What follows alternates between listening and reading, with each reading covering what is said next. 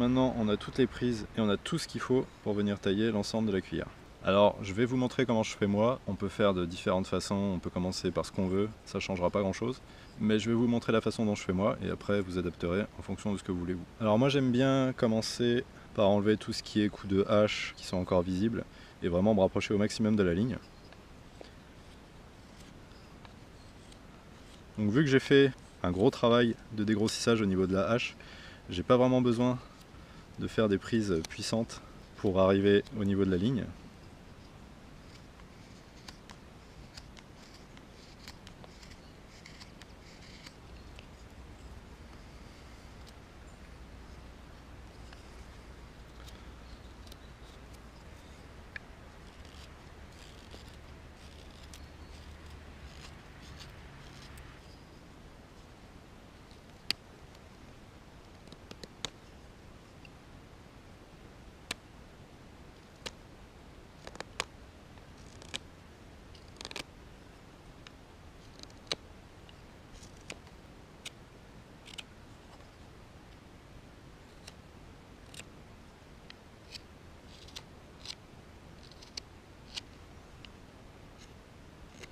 Alors là je commence à avoir un manche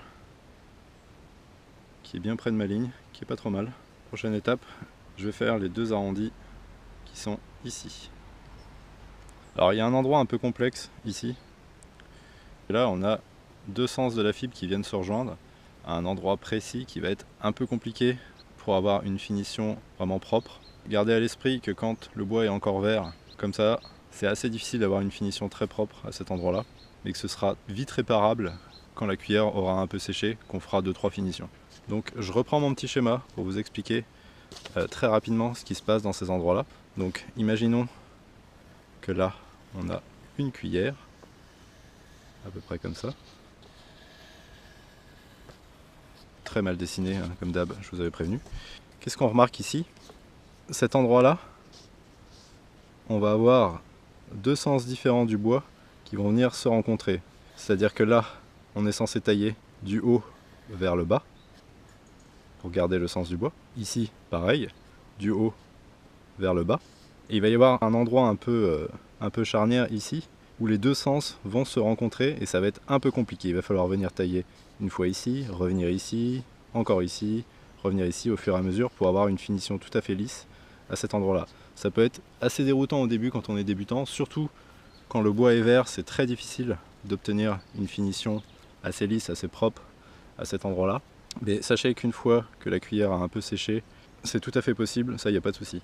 Si vous comptez finir la cuillère en la ponçant, ce sera facilement récupérable en ponçant. Par contre, si vous voulez une finition couteau, c'est vrai que c'est un endroit un peu plus délicat qui va demander un peu plus d'expérience avant d'y arriver complètement.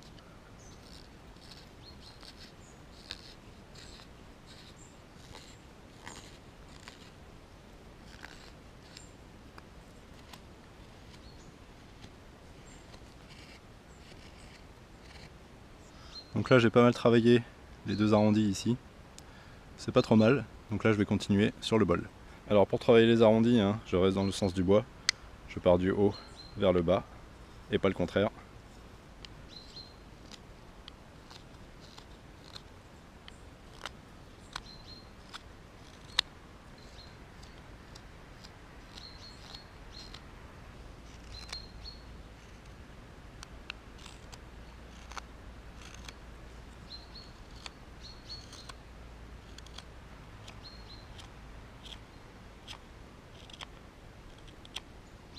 Ok, alors là je commence à avoir un bol qui est bien dégrossi, qui est bien au niveau de ma ligne. Pareil au niveau du cou ici, le manche qui est pas mal. Je suis assez satisfait. Donc maintenant je vais peaufiner un petit peu le profil, surtout le bol, et puis ensuite le manche. Donc pour le bol, pensez toujours à la prise du pouce en pivot, c'est très efficace.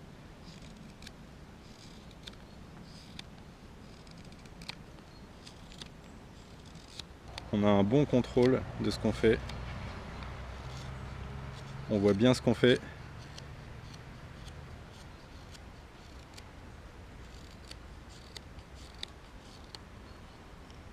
Et voilà, en quelques minutes, on arrive à avoir un profil assez intéressant. Donc quand je taille, j'essaye toujours de regarder au niveau symétrie si je suis pas trop dégueu. C'est un bon réflexe à prendre pour pas se retrouver à la fin et se dire ah bah tiens, c'est beaucoup plus gros d'un côté que de l'autre.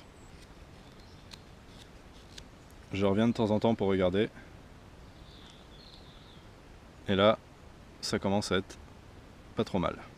Alors j'ai eu un petit souci technique de caméra que j'ai pas allumé pendant que je filmais. Du coup j'ai fini la cuillère en pensant que ça filmait et ça filmait plus. Je vais prendre une autre cuillère que j'avais commencé à faire. Je voulais vous parler d'un endroit assez important, c'est cet endroit là. Donc la fin du bol qui va rencontrer le manche, donc ce qu'on appelle le cou aussi des fois.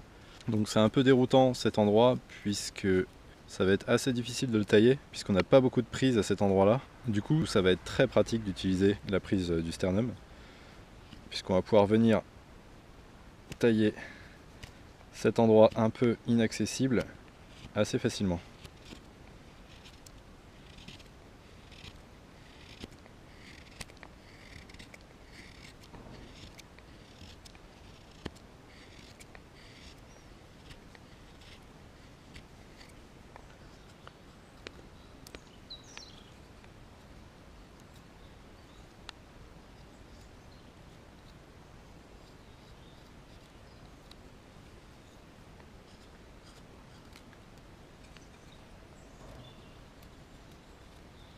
Donc là, une fois qu'on a tout terminé, j'ai un manche relativement à la bonne épaisseur, j'ai un bol qui a une forme acceptable, qui est relativement symétrique, et une épaisseur qui est relativement bonne aussi.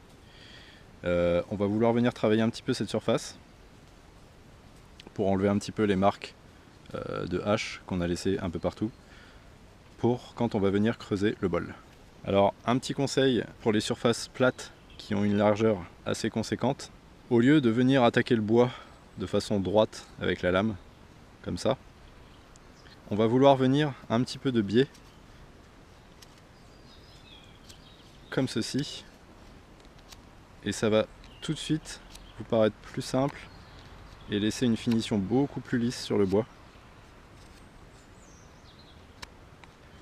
en faisant ce petit mouvement de pivot qu'on a appris au tout début. En plus, on utilise toute la longueur de la lame et ça nous permet de rester assez droit sur toute la surface qu'on taille.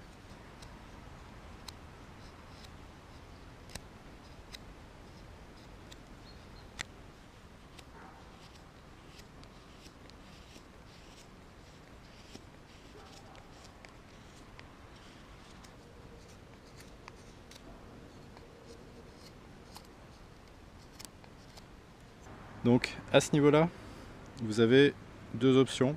Soit vous avez prévu de poncer la cuillère et vous pouvez en rester là. La forme est bonne, on a une bonne épaisseur, on peut considérer que c'est pas mal, donc on viendra finir en ponçant. Soit vous voulez faire les finitions au couteau, et là il va falloir continuer un petit peu, casser les arêtes, enlever les marques de couteau qu'on voit encore un petit peu.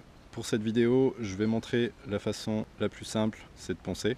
On aura un rendu beaucoup plus joli, beaucoup plus rapidement et beaucoup plus facilement en ponçant. Après, sachez que faire des finitions au couteau, c'est un très bon exercice pour améliorer ses capacités avec le couteau. Sachez également que rien n'égalera une finition avec une lame bien affûtée, mais pour un débutant, c'est vrai que c'est pas toujours évident d'arriver à un bon niveau de finition au couteau, donc on va préférer poncer des fois. Donc maintenant, il ne nous reste plus qu'à tailler le bol de la cuillère, donc je vous donne rendez-vous dans la prochaine vidéo. Merci d'avoir regardé la vidéo. Si vous voulez en savoir plus sur moi, n'hésitez pas à jeter un œil sur mon site web, mon Facebook et mon Instagram. Je vends des objets en ligne et je propose aussi des stages, des formations sur la fabrication des objets en bois. Si vous avez aimé la vidéo, n'hésitez pas à liker, à laisser un pouce bleu, blabla. Si vous avez une question ou des idées de contenu spécifique, laissez-moi un commentaire. À bientôt sur la chaîne pour de nouvelles vidéos.